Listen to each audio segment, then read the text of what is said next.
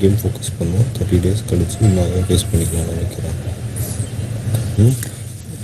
இப்ப லைவ்ல வந்து பாத்தீங்கன்னா கமருதீனும் பார்வதியும் வந்து பேசிட்டு இருக்காங்க.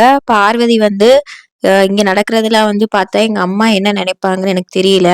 அந்த மாரி பேசிட்டு இருக்காங்க. கமருதீன் வந்து சரி அப்ப நம்ம இந்த 30 நாளைக்கு வந்துட்டு பேச வேண்டாம், பேசிக்க வேண்டாம். நம்ம கேம்ல வந்து கான்சன்ட்ரேஷன் வந்து பண்ணலாம்.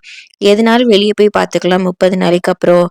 ஓகேவா? அப்படின்னு சொல்லிட்டு அவர் எப்பயும் ஒரு மாரி கியூட்டா சிரிப்பார்ல, அந்த மாரி பார்வதிய பார்த்து சிரிச்சுட்டு இருக்காரு. ஆனா காலையில இருந்து பார்வதி வந்து ஒரு மாரி பயந்த இதுலயே இருக்காங்க. ஏன்னா நெக்ஸ்ட் வீக் வந்து பார்த்தீங்கன்னா, ஃப்ரீஸ் டாஸ்க்கு ஃபேமிலீஸ்ல இருந்து எல்லாருமே உள்ள வருவாங்க. ஸோ உங்க அம்மா வந்து உள்ள வர சான்ஸ் இருக்கு. ஸோ அது கூட உங்க நெறைய அண்ணனுங்க 7 அண்ணனுங்க இருக்காங்க. அந்த மாரி சொன்னாங்க. ஸோ அவங்களுமே உள்ள வந்ததுன்னா, என்ன மாதிரியான சிச்சுவேஷன் வந்து ஃபேஸ் பண்ண போறாங்க? ஒழுங்கா நம்ம விளையாடுறோமா? இல்ல கமருதீன் முக்கியமா கமருதீன வச்சு அவங்க ரொம்ப பயப்படுறாங்க.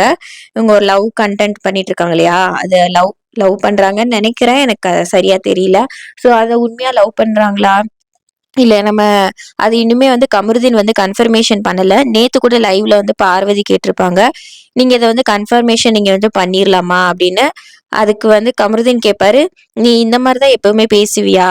ஏன்னா அதுக்கு முன்னாடி வந்து பார்த்தீங்கன்னா, எல்லார் கூடயும் சண்டை போட்டுட்டு இருப்பாங்க. திவ்யா கூட டாஸ்க்லலாம் சண்டை போட்டுட்டு இருக்கப்ப, கமருதீன் வந்து கொஞ்சம் யோசிக்கிறாங்க. பார்வதி என்ன இந்த மாரி பேசிட்டு இருக்கிறது லைஃப்க்கு வந்து செட் ஆகுமான்ட்டு. ஆனா கமருதீன் வந்து ஷியூரா என்ன சொல்றாருன்னா, நம்ம வெளிய போய் பார்த்துக்கலாம் எதுனாலும். 30 நாள் கழிச்சு பார்த்துக்கலாம். அந்த மாரி சொல்றாங்க. ஆனா லவ்வா தான் இருக்காங்க. என்னன்னு புரியல. கேட்டா ஃப்ரெண்ட்ஷிப்க்கு மேல அப்படின்ற மாரி சொல்றாங்க.